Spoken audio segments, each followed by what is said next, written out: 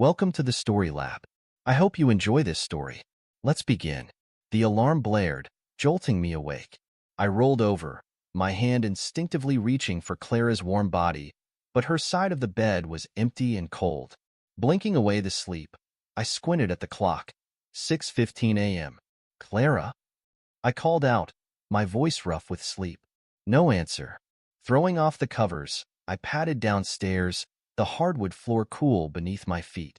The house was silent, save for the gentle hum of the refrigerator. A bright yellow sticky note caught my eye, stuck to the kitchen counter. Gone for a run. Be back later. Love, C. I frowned, running a hand through my messy hair.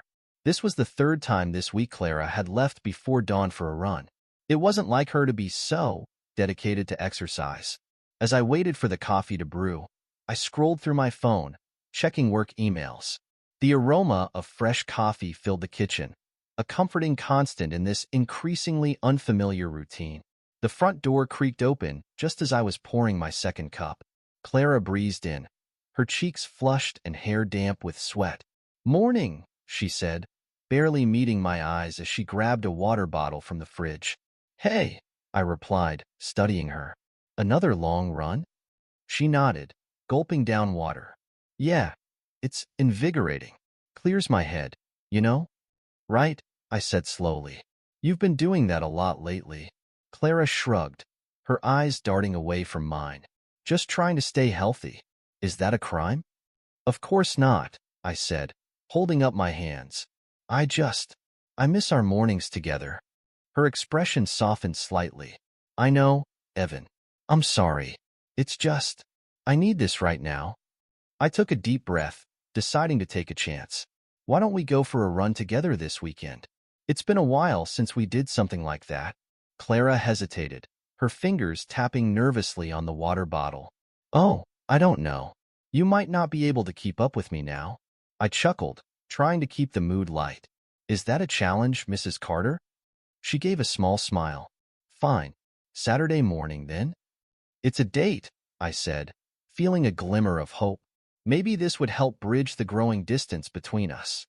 Saturday arrived, and I woke early, feeling a mix of anticipation and unease. Clara was already up, lacing her running shoes by the door. "Ready?" she asked, her tone oddly tense. I nodded, and we set off down our tree-lined street. The air was crisp, filled with the chirping of early birds. Normally, I'd appreciate the beauty of our neighborhood, but today, all I could focus on was the strained silence between us. "So," I said, trying to start a conversation, "how's work been?" Clara shrugged, not looking at me. "Fine. Busy. Any interesting projects?" "Not really." I frowned, pushing a little harder. "Come on, Clara. You used to love talking about your designs. What's changed?" She sped up slightly, her ponytail swinging. "Nothing's changed, Evan. I just don't want to talk about work right now." We jogged in silence for a while, the tension palpable. I racked my brain for something, anything to say that might break through this wall between us. "Remember when we used to do this all the time?" I said, a note of desperation in my voice. "Back when we first moved here?" Clara's stride faltered for a moment. "Yeah," she said softly. "Things were different then." "They don't have to be," I insisted. "We could start doing this regularly again. Maybe on weekends?" She didn't respond, and I felt my heart sink. What had happened to us? When did my wife become this distant stranger? As we rounded a corner into the local park, I noticed Clara's pace quicken. Her eyes were fixed on something ahead, a small smile playing on her lips. Following her gaze, I saw the juice stand set up near the park's entrance. "Let's grab something to drink," Clara said, the most enthusiastic she'd sounded all morning. We approached the stand, and I immediately noticed the vendor, a fit, younger man with an easy smile. His eyes lit up when he saw Clara. "Well, if it isn't my favorite customer," he exclaimed. "The usual, Clara?" I blinked, surprised. Clara had a usual here? "Hey, Theo," Clara said, her voice warm. "Yes, please." "Oh, and one for my husband, Evan." Theo's eyes flicked to me, his smile dimming slightly. "Of course. Nice to meet you, Evan." I'm Theo. I nodded, trying to keep my face neutral despite the unease growing in my gut. Nice to meet you too. Theo busied himself making our drinks, chatting easily with Clara about running routes and the best times to avoid the crowds in the park. I stood there, feeling like an outsider in my own marriage. Here you go, Theo said, handing us our drinks. On the house for my best customer and her husband. Oh, Theo, you don't have to, Clara protested, but her eyes sparkled. I insist, Theo said, winking at her. Anything for you, Clara. I took a sip of my juice, barely tasting it as I watched this exchange. The way Theo looked at Clara, the way she smiled back at him, it was all too familiar. It was how we used to look at each other. We should head back, I said abruptly. Thanks for the juice, Theo. Clara looked surprised, but nodded. Yeah, okay. See you later, Theo. As we jogged home, the silence between us felt heavier than ever. My mind raced with questions, suspicions I didn't want to acknowledge. But one thing was clear. Something was very wrong in my marriage, and I needed to find out what. The shower started running upstairs as soon as we got home. Clara had barely said 2 words to me on the way back, claiming she needed to clean up for a client meeting. I stood in our living room, feeling lost in my own home. My eyes fell on Clara's phone, carelessly tossed on the coffee table. The rational part of my brain said to leave it alone, that trust was the foundation of any good marriage. But the nagging doubt, the growing suspicion, it was too much to ignore. With trembling hands, I picked up the phone. The lock screen glowed, asking for a pattern. I hesitated for a moment, then traced the old pattern Clara used to use. To my surprise, it worked. She never changed it, I muttered. A mix of relief and disappointment washing over me. I opened her messages, my heart pounding. There, at the top of the list, was a conversation with Theo Juice Guy. My finger hovered over it for a moment before I tapped, unleashing a flood of messages that confirmed my worst fears. Can't wait to see you tomorrow morning. I'll have your favorite juice ready, winky face. Last night was amazing. I can't stop thinking about you. Send me another pic like yesterday's. You're so beautiful. My vision blurred as I scrolled through the messages, each one a dagger to my heart. There were photos, 2 explicit images Clara had sent him, once he'd sent her. I felt sick, but I couldn't stop looking. I heard the shower turn off upstairs and quickly forwarded all the evidence to my own phone before replacing Clara's exactly as I'd found it. I sat heavily on the couch, my mind reeling. How long had this been going on? How could Clara do this to me, to us? The Clara I knew, the woman I'd married, would never, but she had. The evidence was right there on my phone. I heard Clara's footsteps on the stairs and quickly composed myself, though my insides were churning with a toxic mix of anger, betrayal, and grief. Hey, Clara said as she entered the living room, toweling her hair dry. That was a good run, wasn't it? I looked at her, really looked at her. She was still beautiful, still the woman I'd fallen in love with, but now I saw the guilt in her eyes, the slight tension in her shoulders. How had I missed it before? Was it? I asked, my voice surprisingly steady. You seemed distracted. Clara shrugged, avoiding my gaze. Just thinking about work stuff. Work stuff, I repeated. Is that what you call it? She froze, her eyes snapping to mine. What do you mean? I stood up slowly, my hands clenched at my sides. I think you know exactly what I mean, Clara. Evan, don't. I cut her off, my voice sharp. Don't you dare lie to me. Not now. Clara's face paled. What do you know? Everything, I said, pulling out my phone. The messages, the photos. Your little morning runs with Theo. How long, Clara? How long have you been lying to me? She stumbled backward, her back hitting the wall. Evan, please, I can explain. Explain what? I shouted, my composure finally breaking. Explain how you've been cheating on me? How you've been making a fool of me? Tears welled up in Clara's eyes. It wasn't supposed to. To what? To hurt me? I laughed bitterly. Well, congratulations, Clara. You've succeeded spectacularly. I'm sorry, she whispered, tears now flowing freely. I'm so sorry. It happened, and I didn't know how to stop it. I shook my head, disgust and anger warring inside me. You didn't know how to stop it? How about not starting it in the first place? How about remembering your vows, Clara? For better or for worse, remember that? Clara slid down the wall, hugging her knees to her chest. I know. I messed up. I messed up so badly, Evan. Please, can we talk about this? Can we try to fix it? I stared at her, this broken woman on the floor. Part of me wanted to comfort her, to hold her and tell her we'd work it out. But the larger part, the part burning with betrayal and rage, couldn't bear the thought of touching her. Fix it, I said, my voice low and dangerous. You want to fix this? Tell me, Clara, how do you suggest we fix the fact that you've been screwing some juice vendor behind my back? How do we fix the trust you've shattered? The vows you've broken? I'll do anything, Clara pleaded. Couples therapy. I'll quit my job. We can move. I'll do whatever it takes, Evan. Please, just don't give up on us. I ran a hand through my hair, feeling suddenly exhausted.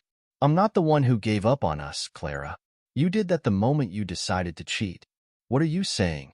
Clara asked, her voice small and frightened. I took a deep breath, the words tasting like ash in my mouth. I'm saying I want you out of this house. Now. What? No, Evan. Please. Pack a bag, I said, turning away from her. I can't even look at you right now. Just go. Where am I supposed to go? Clara asked, her voice cracking. I laughed humorlessly. I don't know. Maybe your boyfriend Theo has a spare room, or a juice stand you can sleep under. Clara flinched at my words, but slowly got to her feet. Evan, I know you're hurt and angry. You have every right to be. But please, can we just talk about this? I love you. I whirled around, fury blazing in my eyes. Love me? You have a funny way of showing it, Clara. If this is your idea of love, I want no part of it. She reached out to touch my arm, but I jerked away. Don't. Just don't touch me. Pack your things and go. I need time to think, and I can't do that with you here. Clara nodded, defeated. She moved past me, heading upstairs to pack. I heard her moving around, drawers opening and closing, hangers scraping in the closet. Each sound was like a nail in the coffin of our marriage. I sat on the couch, my head in my hands, trying to process everything that had happened. How had we gone from a happy couple to this? Where had I gone wrong? What could I have done differently? No, I thought, straightening up. This isn't my fault. Clara made her choices. She's the one who threw everything away. Clara came back downstairs, a suitcase in hand. Her eyes were red and puffy, her cheeks tear-stained. For a moment, I felt a pang of sympathy, but I quickly squashed it. I'm going to stay with Kelly for a while, she said quietly. Can we talk when you've had some time? I nodded stiffly, not trusting myself to speak. Clara hesitated by the door. Evan, I really am sorry. I know it doesn't change anything, but I need you to know that. You're right, I said, my voice cold. It doesn't change anything. Goodbye, Clara. She opened her mouth as if to say something else, then seemed to think better of it. With one last, longing look at me, she walked out the door. As soon as it closed behind her, I let out a ragged breath. The house felt suddenly too big, too empty. I looked around at the life we built together, pictures on the walls, shared memories on every surface. Now it all felt tainted. I pulled out my phone, staring at the evidence of Clara's betrayal. Part of me wanted to delete it all, to pretend this was just a bad dream. But I knew I couldn't.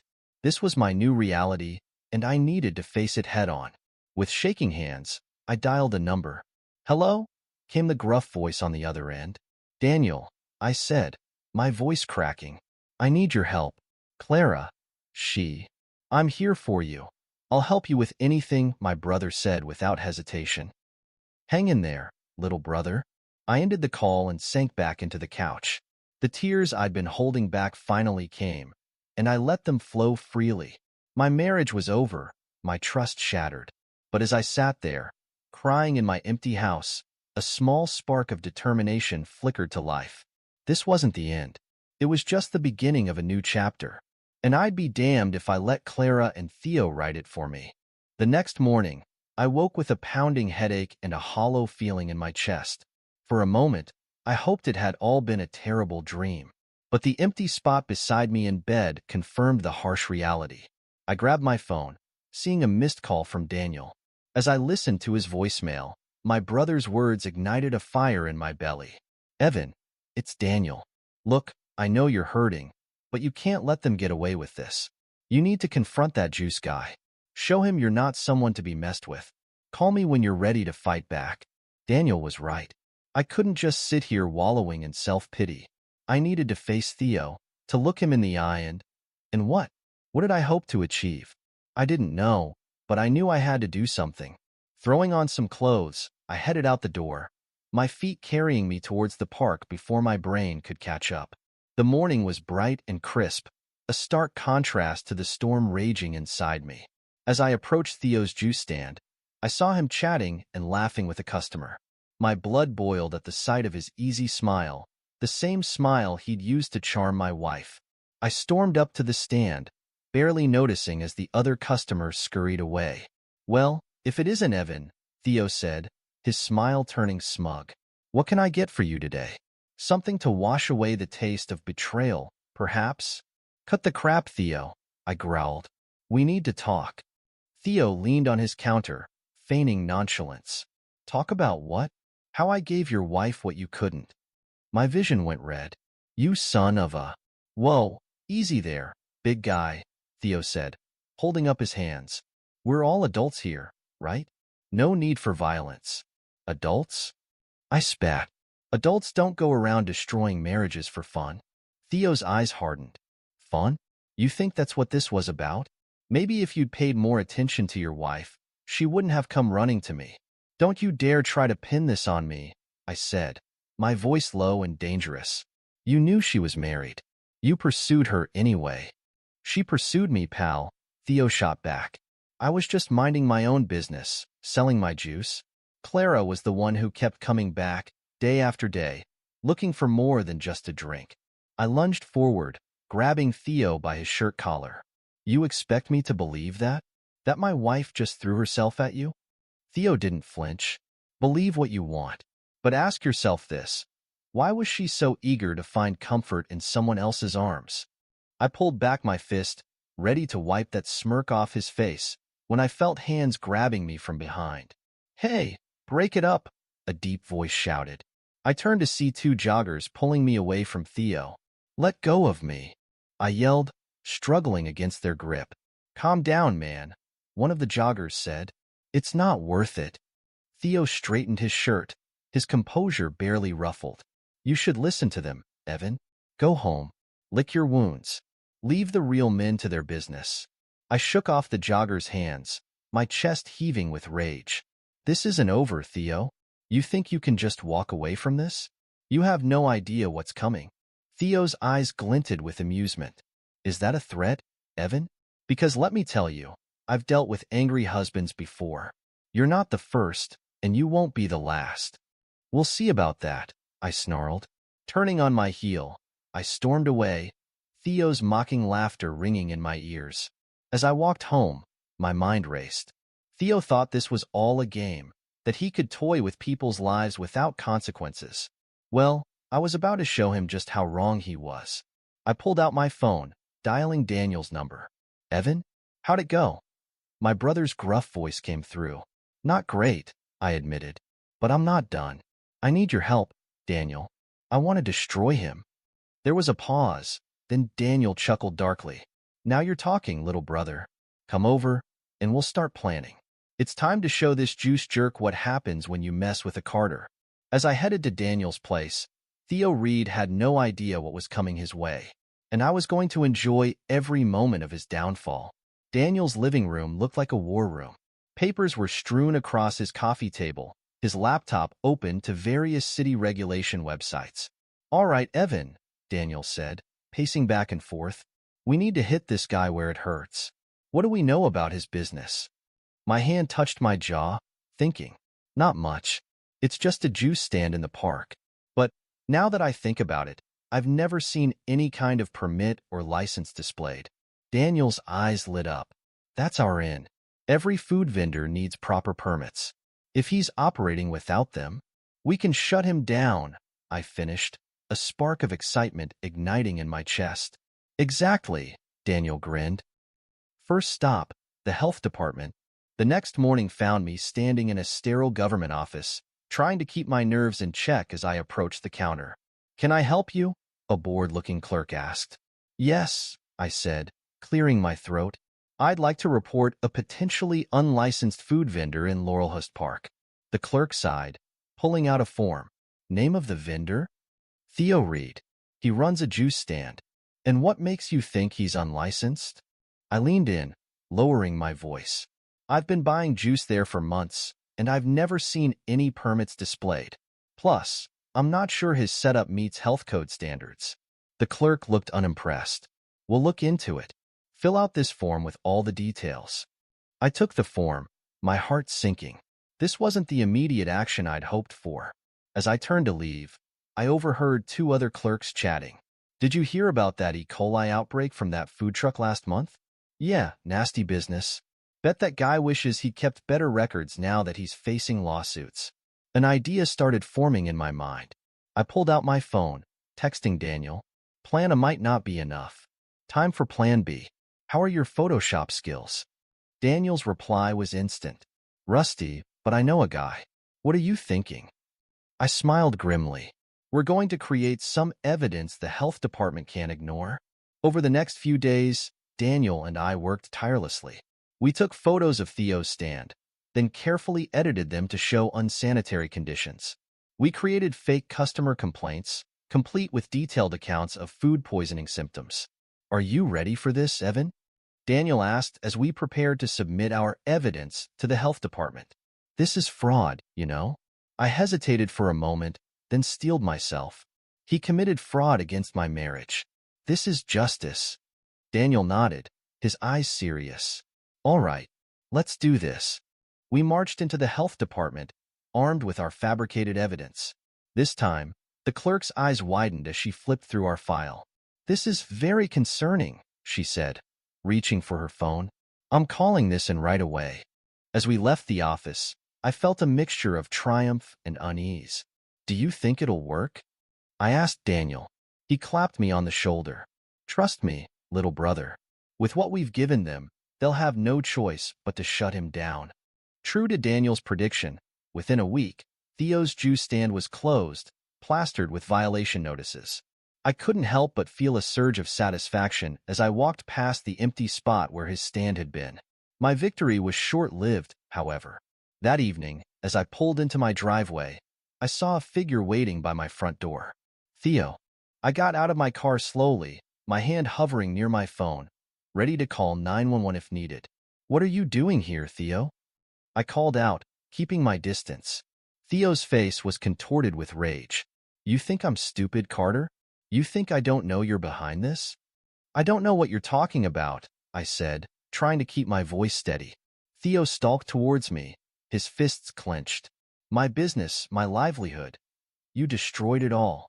And for what? Because your wife chose me over you? Stay back, I warned, pulling out my phone. I'll call the cops. Theo laughed bitterly. Go ahead. Call them. Tell them how you framed me, how you lied to the health department. See how that works out for you. My blood ran cold. How did he know? You have no proof, I said, but my voice lacked conviction. Maybe not, Theo snarled, but I don't need proof to make your life hell. Watch your back, Carter. This isn't over. As Theo stormed off, I leaned against my car, my heart racing. What had I gotten myself into? I fumbled with my phone, dialing Daniel's number. Daniel, I said as soon as he picked up. We've got a problem. Theo knows. He was just here, threatening me. Shit, Daniel muttered. Okay, don't panic. We need to protect you legally. First thing tomorrow, we're getting a restraining order against him. I nodded, even though Daniel couldn't see me. Okay, that's good. But Daniel, what if he goes to the police about what we did? There was a long pause. Let's cross that bridge if we come to it. For now, focus on the restraining order. We'll figure out the rest. As I hung up, I couldn't shake the feeling that I'd opened Pandora's box. But it was too late to turn back now. I was in this fight to the bitter end. The next few days passed in a blur of legal paperwork and paranoid glances over my shoulder. The restraining order against Theo was granted, providing a small sense of security, but I knew it wasn't enough. As long as Clara was out there, potentially spreading her side of the story, I was vulnerable. I sat at my computer, staring at a blank social media post. My fingers hovered over the keyboard as I wrestled with what I was about to do. My phone buzzed. A text from Daniel. "You sure about this?" I took a deep breath and started typing. "Attention, friends and neighbors. Ever wondered why my wife's been so fit lately? Turns out, she's been getting quite the workout, running for free juice. And when I say free, I mean she's been paying in other ways, if you catch my drift. Hashtag cheaters can't hide hashtag juicy affair." I attached a carefully edited photo of Clara and Theo, just suggestive enough to spark gossip without being explicit. My finger trembled over the post button. Another text from Daniel. "Remember, she didn't show you any mercy. Why should you?" That steeled my resolve. I hit post.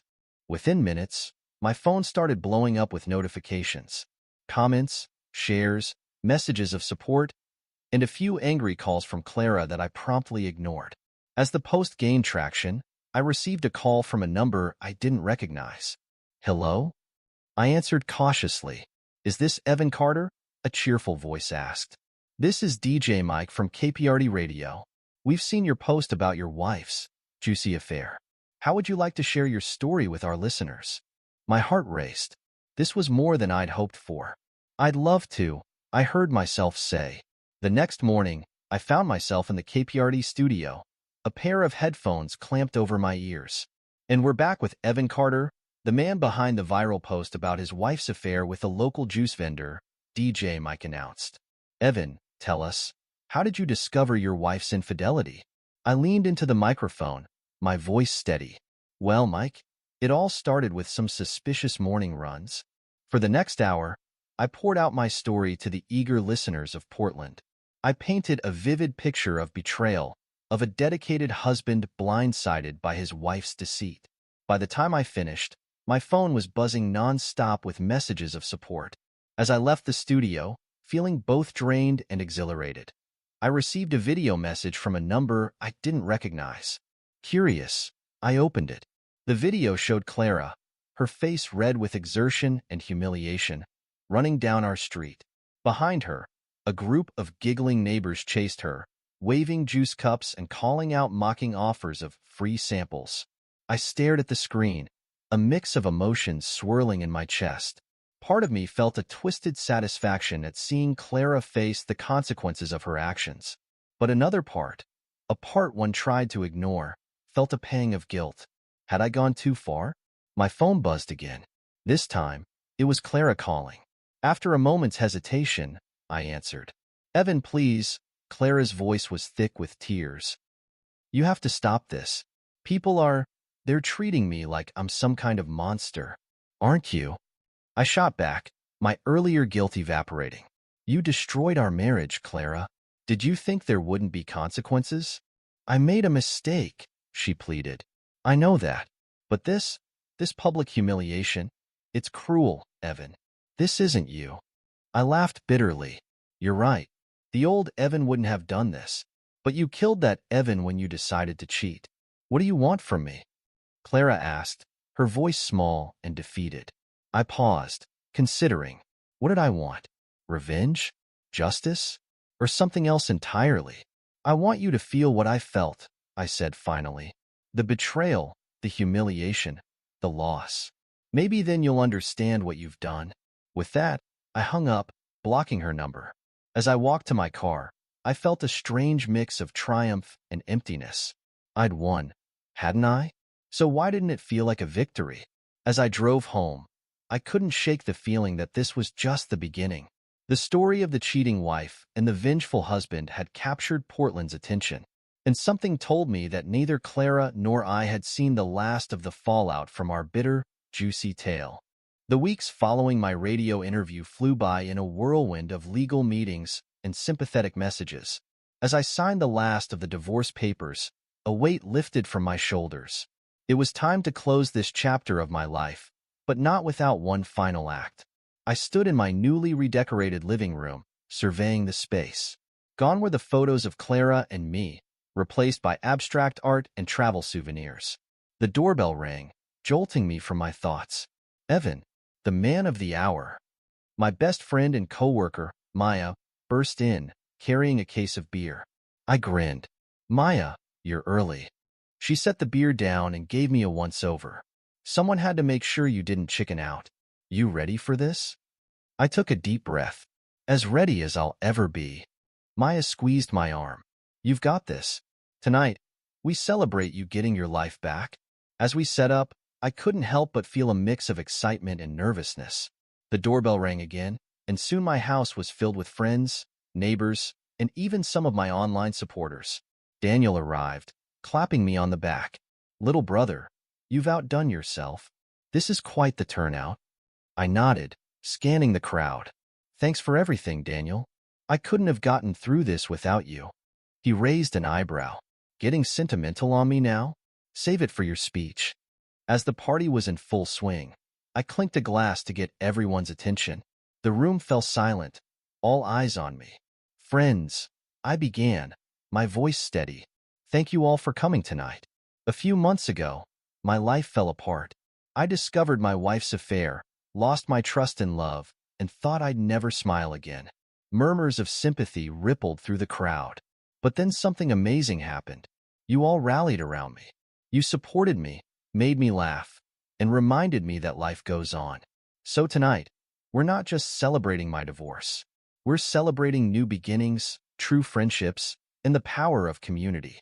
Cheers erupted, glasses raised in toast. As I stepped down, people swarmed around me, offering congratulations and support. Suddenly, a hush fell over the room. I turned to see what had caused the sudden silence and froze. There, in the doorway, stood Clara. Her eyes were red-rimmed, her hair disheveled. She looked nothing like the put-together woman I'd married. Evan, she called out, her voice cracking. Please, can we talk? The crowd parted as I approached her.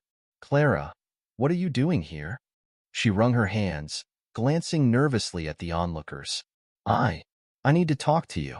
In private, please. I crossed my arms. Anything you have to say, you can say right here. Clara's face crumpled. Fine. Evan, please, you have to stop this. The posts, the interviews, you're ruining my life. I can't go anywhere without people whispering, pointing. I've lost clients, friends. And whose fault is that? I shot back. You made your choices, Clara. These are the consequences. I know I messed up, she pleaded. But this public humiliation, it's cruel, Evan. This isn't you. What happened to the kind, forgiving man I married? The room was dead silent, everyone watching our exchange like a tennis match. I laughed humorlessly. That man? He died the day he found out his wife was screwing the local juice vendor. Gasps and snickers rippled through the crowd. Clara flinched as if I'd slapped her. Evan, please, she begged. I'll do anything. Just call off this vendetta. Let me try to rebuild my life. I felt a tap on my shoulder and turned to see Maya holding a glass of juice. She winked at me, a mischievous glint in her eye. Taking the glass, I turned back to Clara. You want me to stop? Fine. Have a drink with me, for old time's sake. I held out the glass of juice. Clara stared at it, then at me, realization dawning in her eyes. You can't be serious, she whispered. What's wrong, Clara? I asked, my voice dripping with false concern. I thought you loved juice. Isn't that why you were willing to throw away our marriage? The crowd erupted in laughter. Clara's face flushed crimson, tears welling in her eyes. You're a monster, she choked out. I leaned in close, my voice low. No, Clara. I'm just a man who finally learned to stand up for himself. With a sob, Clara turned and fled, pushing through the crowd. As the door slammed behind her, cheers and applause filled the room. Maya appeared at my side, grinning. Now that's what I call closure. I smiled, but it didn't quite reach my eyes. As the party resumed around me, I couldn't shake the image of Clara's devastated face. Had I gone too far? Or was this exactly what she deserved? The days following the party passed in a blur. I threw myself into work, trying to ignore the nagging voice in the back of my mind questioning my actions. One afternoon, as I was leaving the office, I ran into Kelly, Clara's childhood friend. "Evan," she said, her voice cool. "Can we talk?" I nodded, gesturing to a nearby bench. We sat, an uncomfortable silence stretching between us. Finally, Kelly spoke. "I wanted you to know, Clara's leaving Portland." I blinked, surprised. "Leaving? Where is she going?" Kelly shrugged. She wouldn't say, just that she needed a fresh start, away from all of this. I felt a twinge of something. Guilt? Regret? I pushed it aside. "Well, I hope she finds what she's looking for," I said, my tone neutral. Kelly turned to me, her eyes hard. "Do you? Really? Because from where I'm sitting, it looks like you won't be satisfied until Clara's life is completely destroyed." I bristled. "She destroyed our marriage, Kelly. She betrayed me in the worst possible way." "I know," Kelly sighed. "And what she did was wrong. But Evan, this revenge campaign of yours, it's gone too far. You're not just hurting Clara anymore. You're hurting yourself." I stood up, anger flaring. "You don't know what you're talking about." Kelly stood too, her voice soft. "Don't I? I've known you both for years, Evan. The man I knew would never have taken joy in someone else's pain, even if they'd hurt him." Her words hit me like a punch to the gut. I opened my mouth to argue, but no words came out. Kelly put a hand on my arm. "Just think about it, okay? It's not too late to end this gracefully." As she walked away, I sank back onto the bench, my head in my hands. Was Kelly right? Had I lost myself in my quest for revenge? Weeks passed, and I found myself driving past our old house.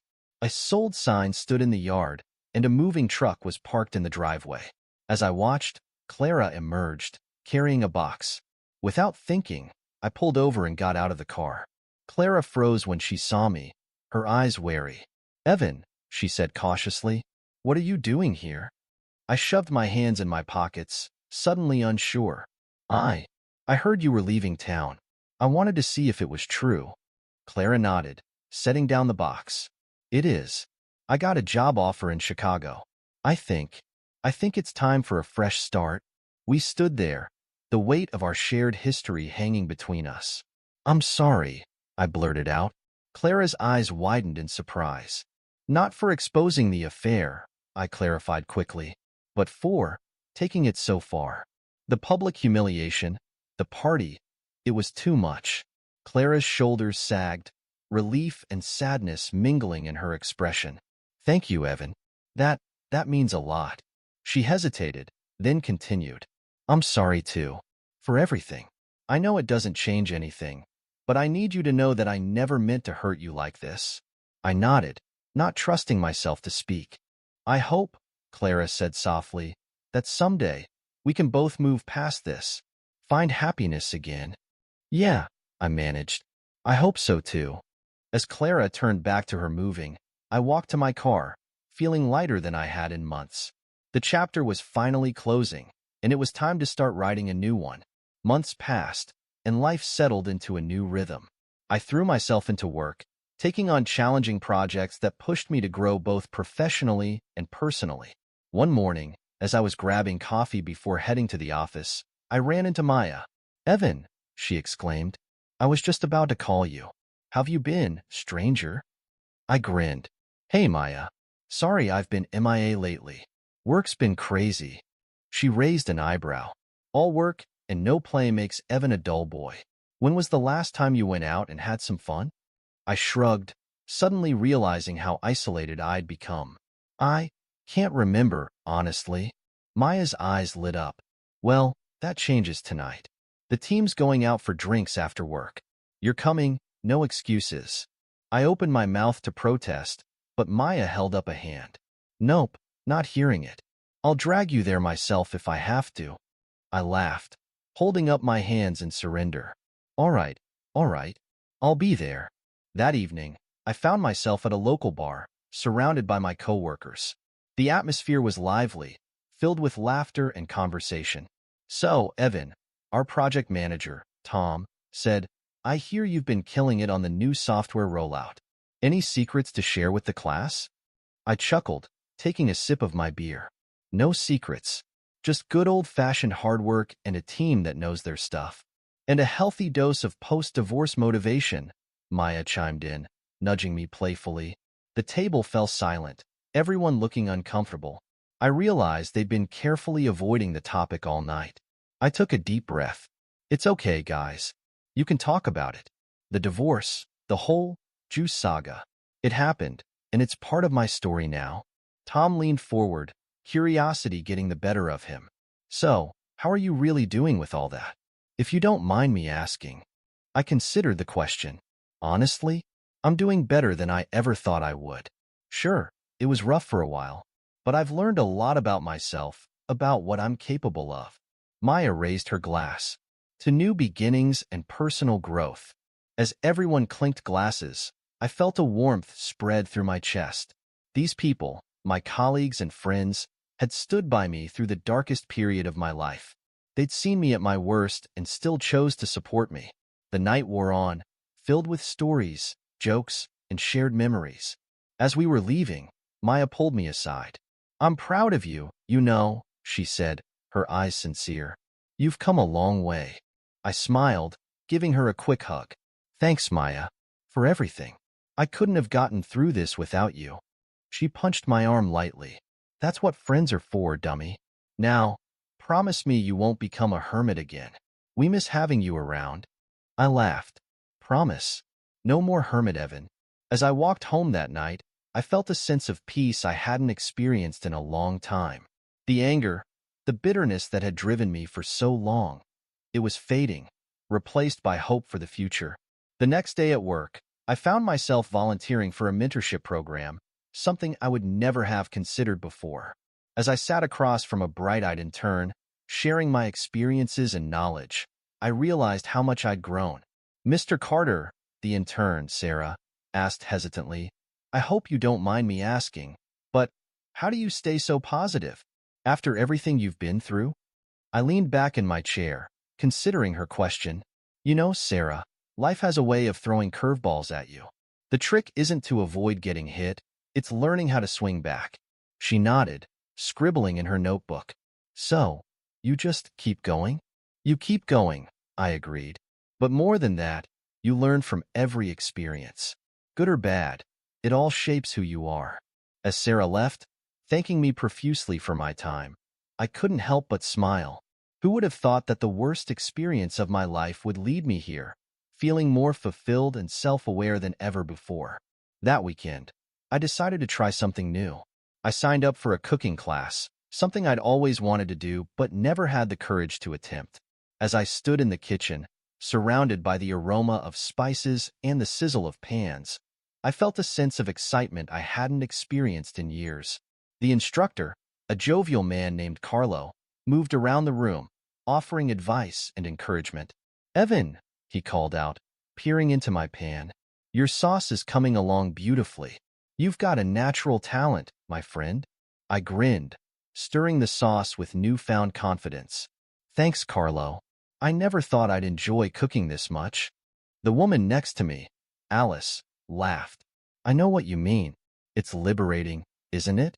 Creating something delicious out of simple ingredients. As we chatted, comparing notes and sharing stories, I realized how long it had been since I'd simply enjoyed someone's company without any underlying tension or expectations. At the end of the class, as we all sat down to enjoy our creations, Carlo raised his glass. To new skills, new friends, and the joy of good food. We all cheered, the room filled with laughter and warmth. As I looked around at these strangers who now felt like friends, I felt a profound sense of gratitude. Life hadn't turned out the way I'd planned. The future I'd envisioned with Clara was gone, shattered by betrayal and bitter juices. But in its place, a new future was taking shape. One filled with self-discovery, new experiences, and genuine connections. As I walked home that night, the city lights twinkling around me, I felt a sense of excitement for what lay ahead. The path wasn't clear, and I was sure there would be more challenges to face. But for the first time in a long time, I was looking forward to the journey.